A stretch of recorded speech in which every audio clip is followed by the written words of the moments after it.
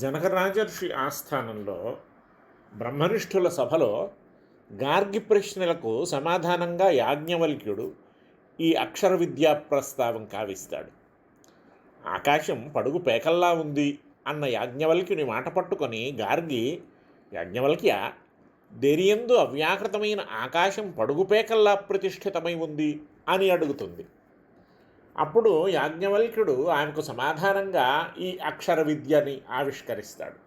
సహోవాచ ఏతద్వైతదక్షరం గార్గి బ్రాహ్మణ అభివదంత్యస్థూలమనన్వహస్వత దీర్ఘమలోహితమస్నేహమఛాయమతమో అవాయువనాకాశమసంగరమరసమగంధమచక్షుష్కమశ్రోత్రమవాగమనో తేజస్కమప్రాణమముఖం అమాత్రమనంతరమబాహ్యం నతదశ్నాతి కించన నతదశ్నాతి కశ్చన.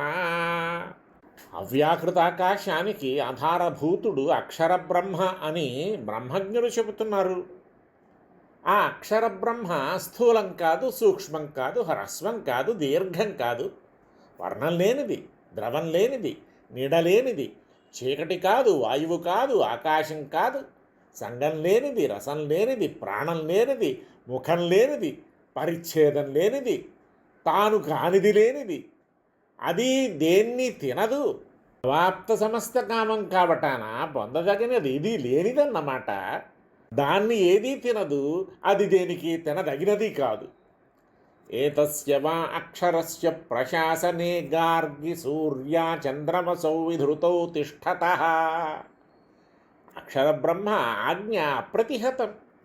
ఆ ఆజ్ఞాచక్రంలో సూర్య చంద్రులు మేరమీరకు తిరుగుతున్నారు. అంతేనా? ఏతస్య వా అక్షరస్య ప్రశాసనే గార్గిద్యా వా పృథివ్యౌ విధృతే తిష్టతః.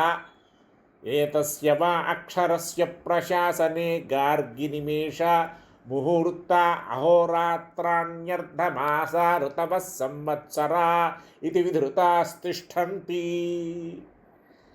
ఈ అక్షర పురుష ప్రశాసనం వల్లనే భూమ్యాకాశాలు తమ పరిధిలో తాము నిలిచి తిరుగుతున్నాయి. కాలచక్రమంతా అక్షర ప్రశాసనబద్ధమైన గతిభంగం లేకుండా నడుచుకుంటోంది. ఏతస్య వా అక్షరస్య ప్రశాసనే గార్గి ప్రాచ్యో నద్యః శ్వేతేభ్యః పర్వతేభ్యో ప్రతిభ్యః అన్యాయాన్యాశ్చ దిశమను. ఈ అక్షర ప్రశాసనం వల్లనే నదులు ప్రవహిస్తున్నాయి.